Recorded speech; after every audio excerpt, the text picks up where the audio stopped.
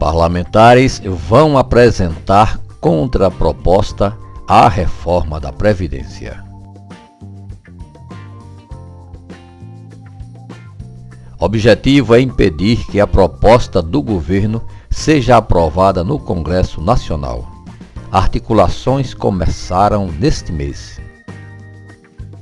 Antes mesmo de o governo encaminhar a proposta de reforma da Previdência à Câmara dos Deputados, um grupo de parlamentares já se organiza para apresentar uma contraproposta.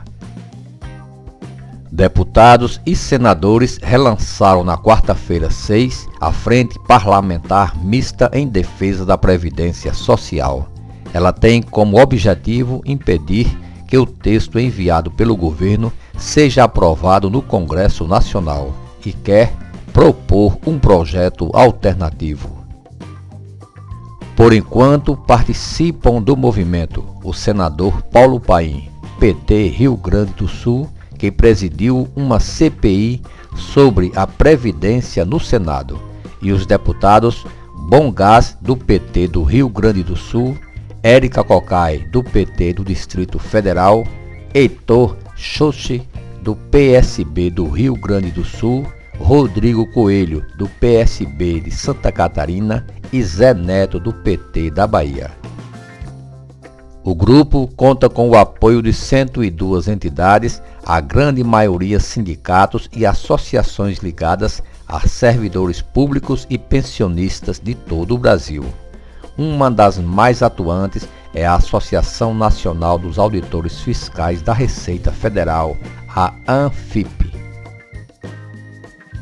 O que querem os parlamentares contra a reforma do governo? O objetivo é angariar o apoio de mais parlamentares para apresentar uma contraproposta de reforma da Previdência. Eles querem barrar o texto a ser enviado pelo governo, pois discordam de pontos como idade mínima igual para homens e mulheres, criação do regime de capitalização e renda mínima inferior a um salário mínimo para pessoas em condição de pobreza que nunca ou pouco contribuíram para a Previdência. Abro aspas. A nossa ideia é fazer uma reforma da Previdência, mas que seja uma reforma ampla, geral e irrestrita, que atinja todas as categorias, o Executivo, o Legislativo e o Judiciário, e inclusive as carreiras militares, para que o ônus da reforma não fique somente na categoria de quem paga o INSS, a iniciativa privada, que recebe em média R$ 1,4 mil por mês de aposentadoria. Que seja feita uma reforma que atinja o Executivo, o Legislativo, o Judiciário e as carreiras militares. Fecho aspas, afirmou o deputado Rodrigo Coelho, do PSB de Santa Catarina, à Gazeta do Povo. Ele completa que alguns pontos da minuta vazada da proposta de emenda à Constituição, a PEC em estudo pelo governo, são muito preocupantes. Abro aspas, idade mínima de 65 anos para homens e mulheres é uma medida muito dura. Vai atingir fortemente pessoas com 50, 55 anos que perdem o seu emprego. Essa pessoa vai ter que esperar até os 65 anos de idade para se aposentar. Essa pessoa vai ficar 10 anos recorrendo à Bolsa Família ou a outro benefício assistencialista, o que só vai aumentar os gastos do governo. Defendemos um benefício proporcional ao tempo de contribuição. Fecho aspas, diz Coelho. O senador Paulo Paim, do PT do Rio Grande do Sul, que há anos coordena a atuação da frente, mas que nesta legislatura vai passar o cargo a um colega, afirma que o maior problema da Previdência é de gestão e que o grupo deve apresentar uma contraproposta atacando esse problema. Abro aspas.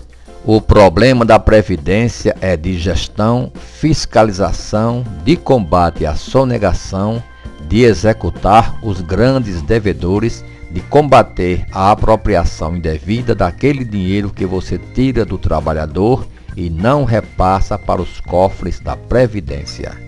E além disso, apontar para a aprovação de uma PEC, que eu tenho aqui de número 15, que diz que o dinheiro da Previdência não pode, em hipótese alguma, ser destinado para outros fins. Fecho aspas, afirmou o senador Paulo Paim à Gazeta do Povo. Ele afirmou que a frente deve conseguir o apoio de mais de 100 parlamentares.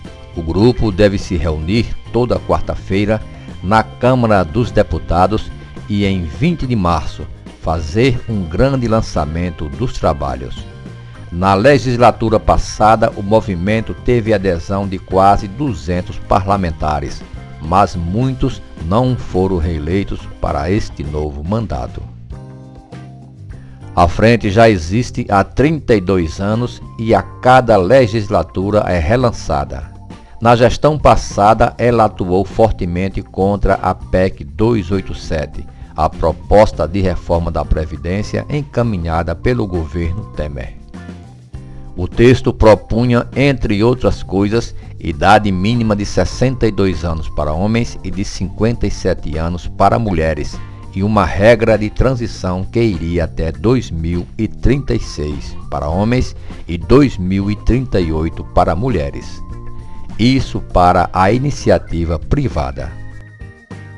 No regime público, as idades mínimas eram as mesmas, mas a regra de transição ia até 2028 para homens e 2032 para as mulheres.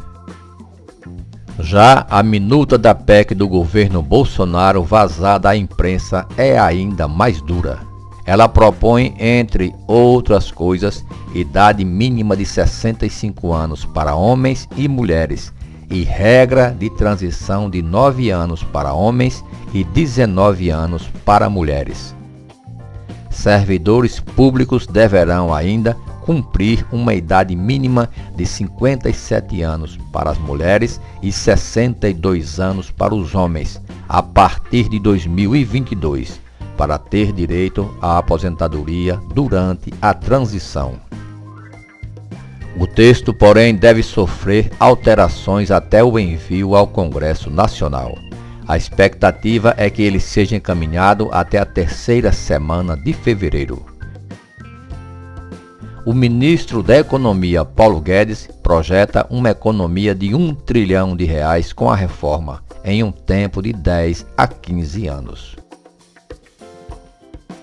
O rombo da Previdência chega a 290,3 bilhões de reais. Em 2018, o rombo total da Previdência, do setor privado, servidores públicos da União e militares, bateu o novo recorde, 290,3 bilhões de reais. Isso significa que o que foi arrecadado foi insuficiente e o governo teve de bancar 290,3 bilhões de reais para pagar as aposentadorias atuais. O déficit do sistema, que acaba sendo custeado pelo Tesouro todo ano para impedir que as aposentadorias deixem de ser pagas, é a principal causa dos sucessivos rombos nas contas públicas. Desde 2014, o governo federal fecha as contas no vermelho ou no termo técnico com déficit primário, ou seja, despesas maiores que as receitas, e isso sem contar os juros da dívida. No ano passado, ele teve um rombo de 120 bilhões de reais. A reforma da Previdência é apontada como essencial justamente para corrigir esses rombos.